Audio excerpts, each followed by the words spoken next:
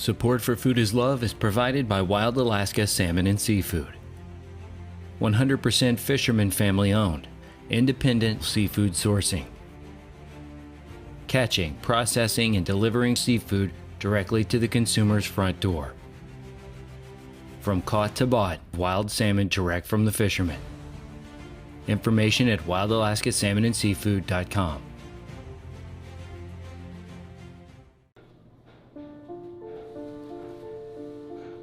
Walking the streets of Webster Grove in the early hours of the morning. It's quiet.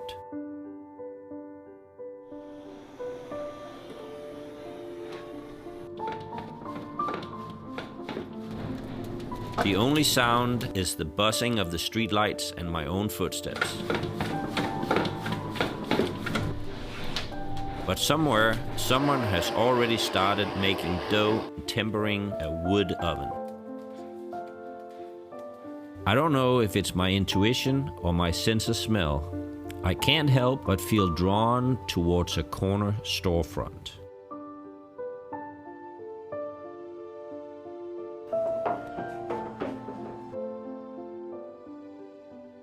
It's 4:30 in the morning here at Webster Grove.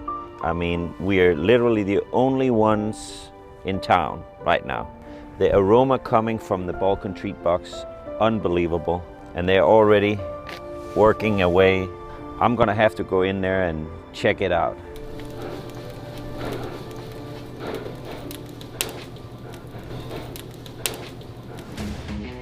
As a chef, I need to stay curious in order to evolve.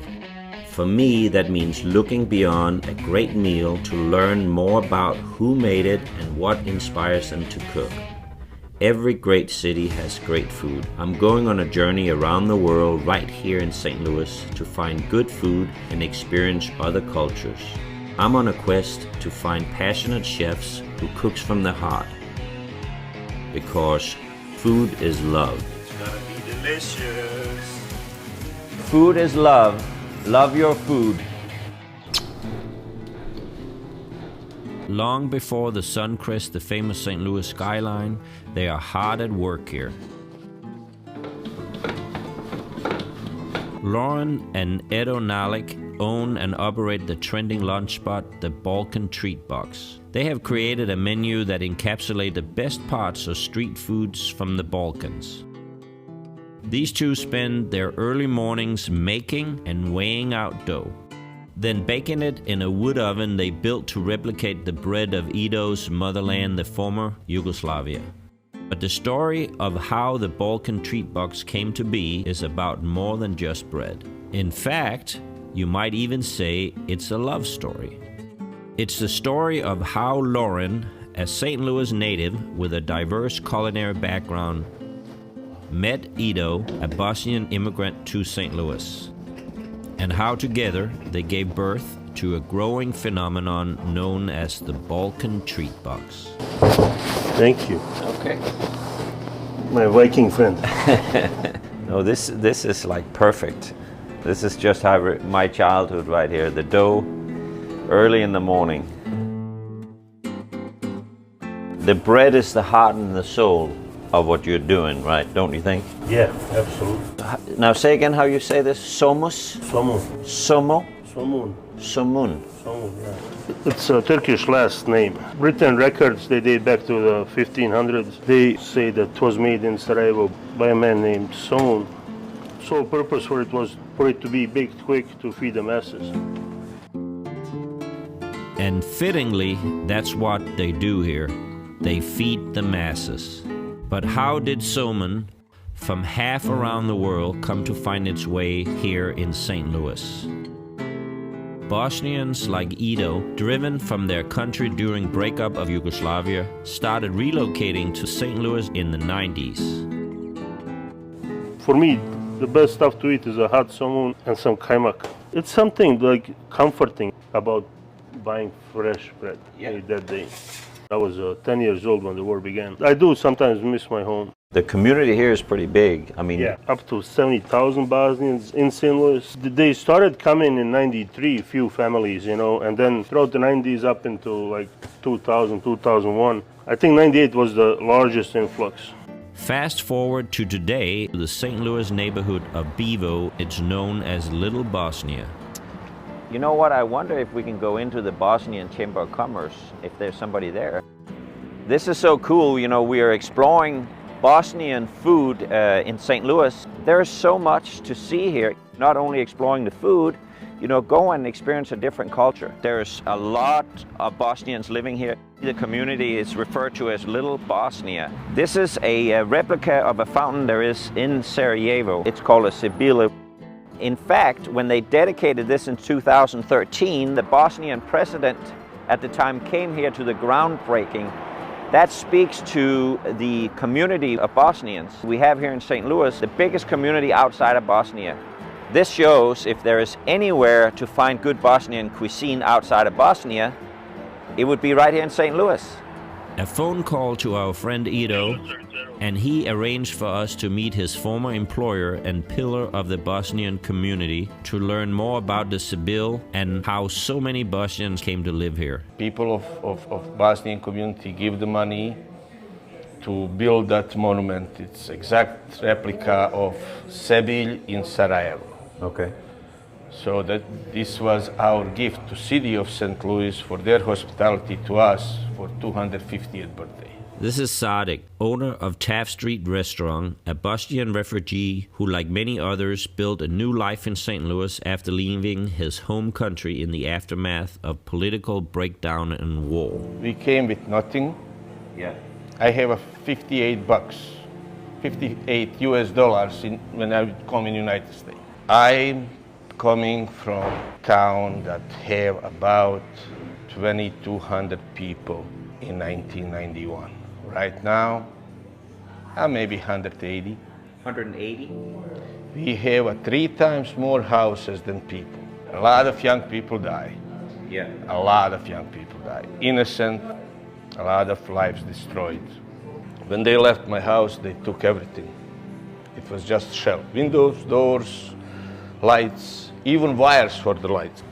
Kindness of American people on beginning, that they took time and effort to help us, to show us new way, because life in America is different than anywhere else. But how come this particular area? What made Bosnians come here? This used to be a German part of the city. A lot of Germans live here, but they're getting old. It was very affordable to buy properties here, and then we come, and there was a lot of Bosnian construction workers that they are fixing houses for us, and we start moving here. Mill, it's European thing, so we were kind of connected with all of that. Very fortunate to have worked for Sadik. Okay. Yeah. Well, we kind of have a all same story. I was looking for worker, and a friend of mine said, hey, there is a kid. He was 21, 22. Yeah. From Sarajevo, he's looking for work, and they brought him here, and he started. And then later on, Lauren was my salesman, and they started seeing each other. So it's your fault? Yeah, probably. Yeah. So what made you come to America?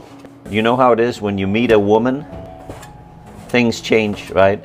You think you have something going on, and you have a plan, and then you meet the woman. Yeah, exactly. My plan was just to check everything out and have some fun and then go back home. I kind of know what your plan was. And yeah, you had the same plan?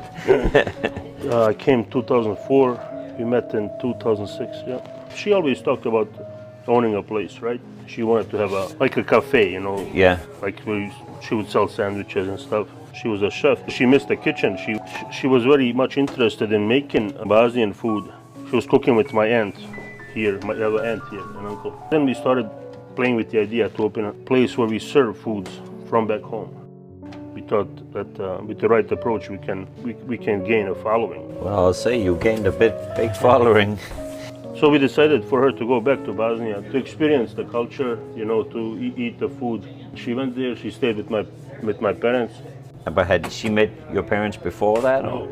So that was the first time she met your parents? Yeah. She cooked with my mom, with some friends. She also got commercial kitchen experience. exposure. She ate at a lot of good restaurants. So, so just to gain that.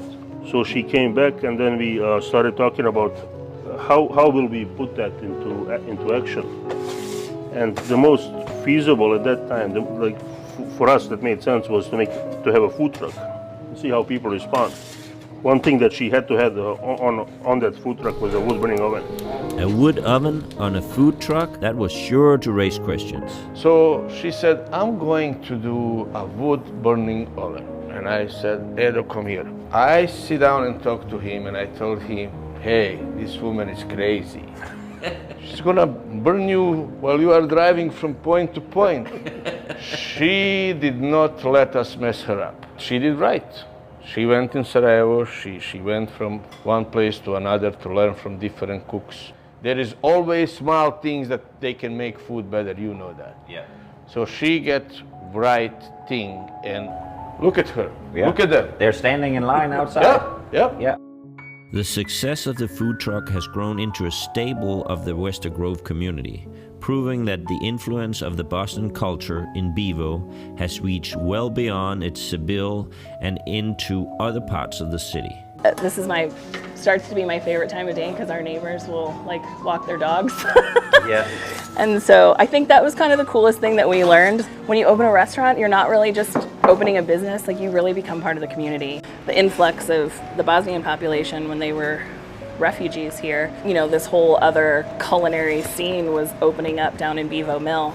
So I just started checking out all the places that were opening up, and I remember we'd go in and it was just so foreign, but interesting, and it felt cool. I worked in several different places, got myself into as many kitchens as I could. That was pretty much the whole purpose of going over there. They welcomed me with open arms and made it very easy on me. I got to cook with his mom a lot. I had never really left the country before.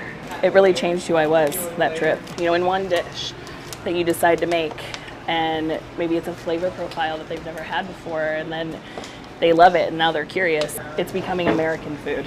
It's becoming something that is a staple in a household here, and changing the platform of how that generation feels like, oh, this is food I grew up on. Once we decided to do this food, it was also like, wow, what if people don't come? What if they don't take to it? What if they don't like it? We didn't have the capital to have a restaurant. St. Louis was in a spot where food trucks, they were hot, Dave Choi of Soul Taco kind of started something, like a little phenomenon here. Then, the Guerrilla Guys and all this ethnic food, nobody would come to the truck. They all thought it was so foreign and they didn't understand the word. The day we sold 30 items, I think I got choked up, and I was like, oh my God, people are little by little, we're gaining people's trust, and they're coming and they're eating and they like it and they're telling their friends, and then all of a sudden you stand there and the customers are explaining the food to other customers, and you don't talk anymore. Yeah. And that was really remarkable. I see when I was here the first time, you had a line outside the door. It's been consistent around here, knock on wood. It's something that's still every day, when it happens, it's still shocking. I still wake up and I say, are people gonna come? The food comes out fast. As soon as you order, we get you a seat. I think that's kind of one of the secrets to setting people's minds at ease. That's actually part of our system. So you always work good together, or do sometimes you have a little? Of course, we have a little. Of course, every so often. Like everybody else? Yeah. What do you think? We have a rule that, my wife is in the front of the house and I'm in the back of the house, and not to step on each other's toes. It's a good rule. I'm the only one who honors that. If we love the bread, everything else will fall into place, It's really the heart and soul of what we do. Who couldn't love this bread? Lauren has clearly figured out the delicate art of wood oven baking. By now, they have been making breads for more than 6 hours. Meats have been cooking on spits, fresh ingredients have been prepped in the back, and a crowd has started growing outside the door. It's showtime. This is my chance to finally see what all the buzz is about. Wow. So yeah, this is our full menu. But you can modify all of these. So that's how you eat it, like this, just? Yeah. Okay. Very simple. Simple ingredients, and it's cooked over wood. You cannot beat that. That's delicious. It's really a humble cuisine because it's so simple. The simples seems to be the big winners. So this is it's called pljeskavica. It's like a Balkan burger. Okay. This one we stuff with cheese. So when you cut into it, the cheese should ooze out. It's oozing out. Is it? Nice. Yeah, look at that. You don't want to get messy because of the camera, right? What's the red sauce? Ivar. Ivar is roasted red pepper, eggplant, a little bit garlic. Very popular in Serbia and Macedonia. That's great. There's nothing like overpowering spicy at all in the food. And they ask me what it is. I tell them it's nothing unusual, you know. Yeah, it's such a great combination of flavor, and it's so fresh. So we have a eggplant sandwich. It's very popular with vegetarians. As you can see, we use our bread for everything. That's what we stood and made this morning. Yeah, you helped me do it. Yeah. You did well. You Well, did thank well. Thank you are you. a master. So what do you think of it? It's awesome. Lauren, she's meticulous. She takes a lot of pride into creating these recipes to make them ours. Well, that's what brings us together. It's the food. That's why food is love. My grandma always told me not to leave anything on the plate. Well, I got a lot of work to do over here.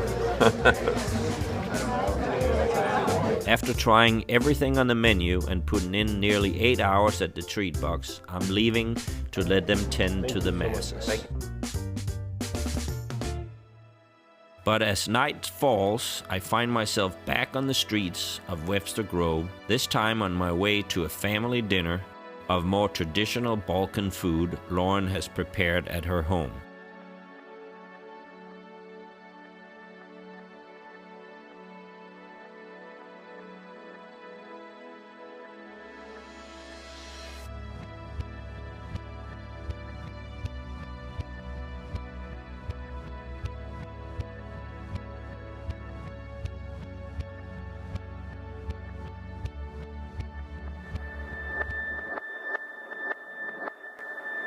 So this is the bread from the restaurant, Somun. Someone, okay. Tetka, this is, what did you make here? Cucumber Salad. sour cream salad. Yeah, it's kind of like a sopska salad, a version of that. Okay.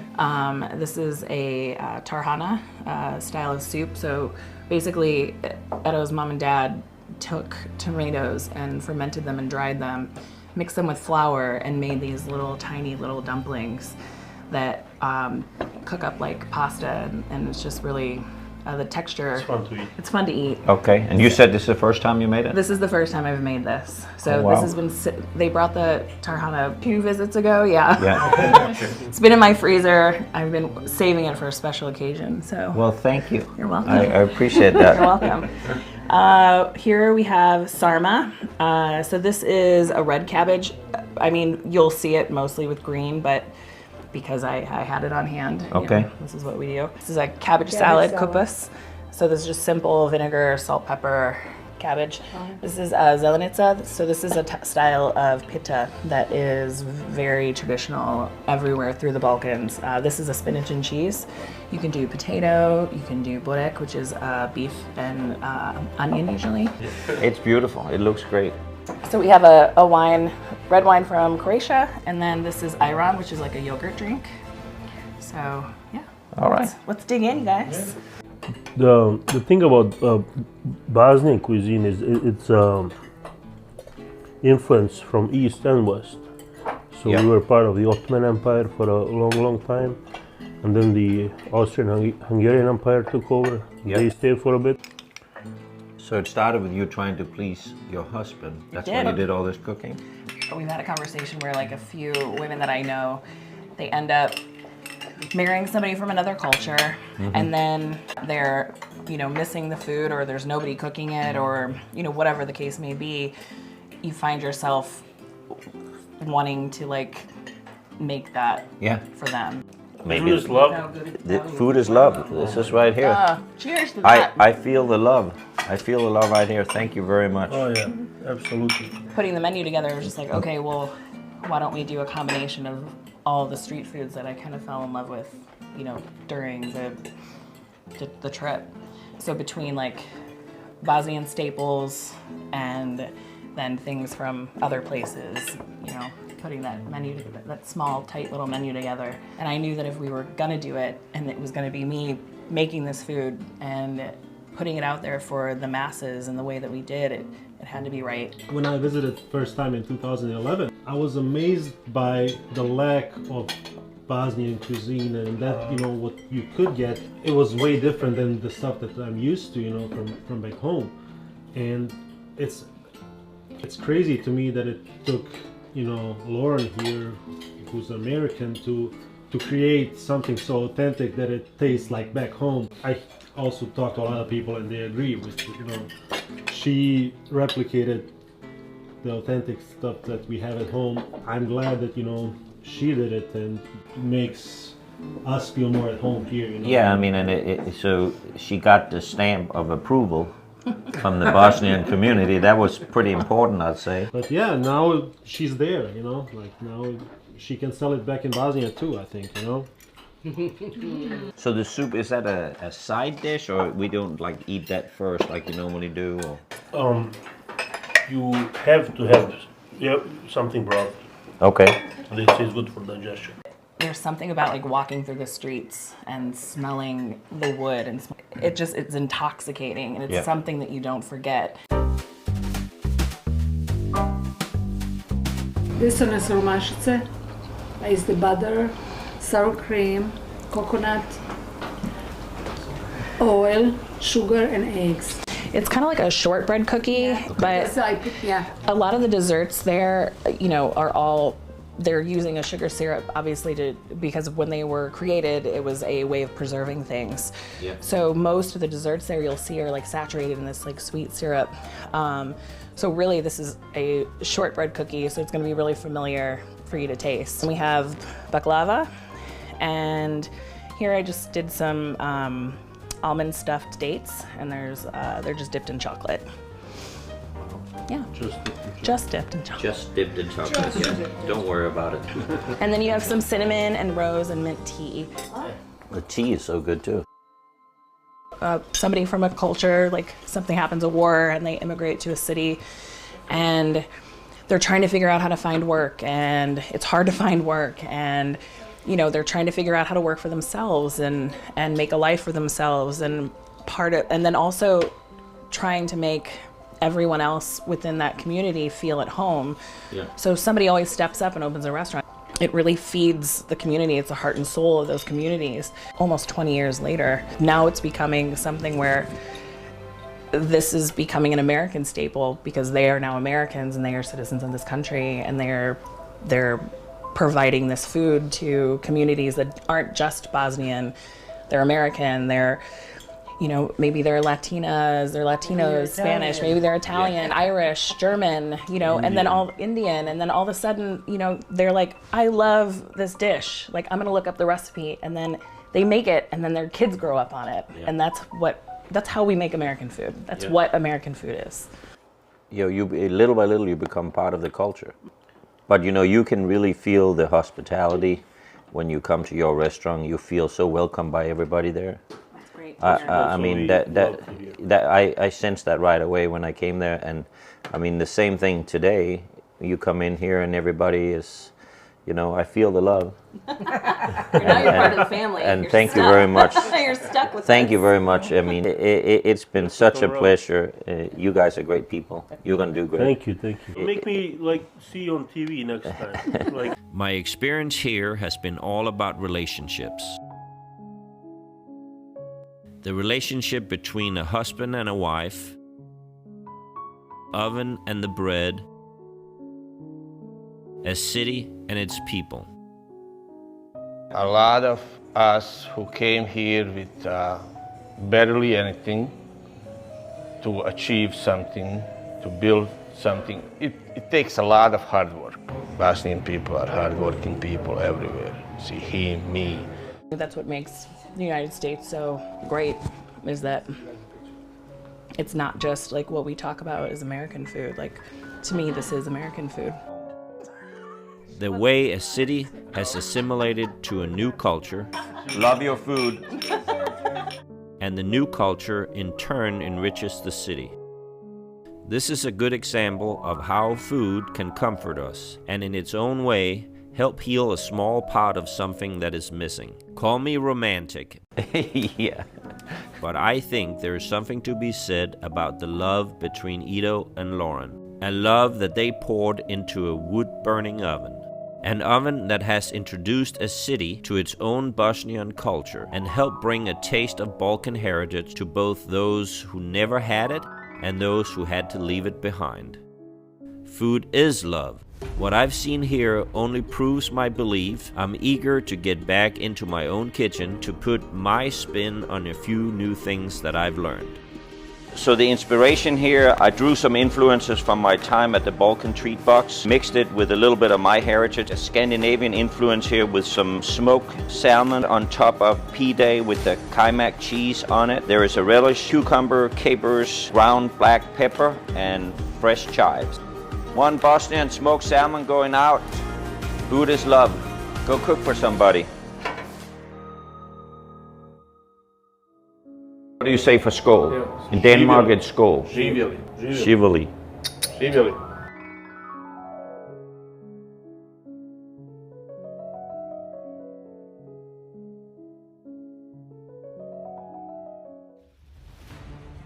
Support for Food is Love is provided by Wild Alaska Salmon and Seafood. 100% fisherman family owned, independent seafood sourcing. Catching, processing, and delivering seafood directly to the consumer's front door. From caught to bought, wild salmon direct from the fishermen. Information at wildalaskasalmonandseafood.com.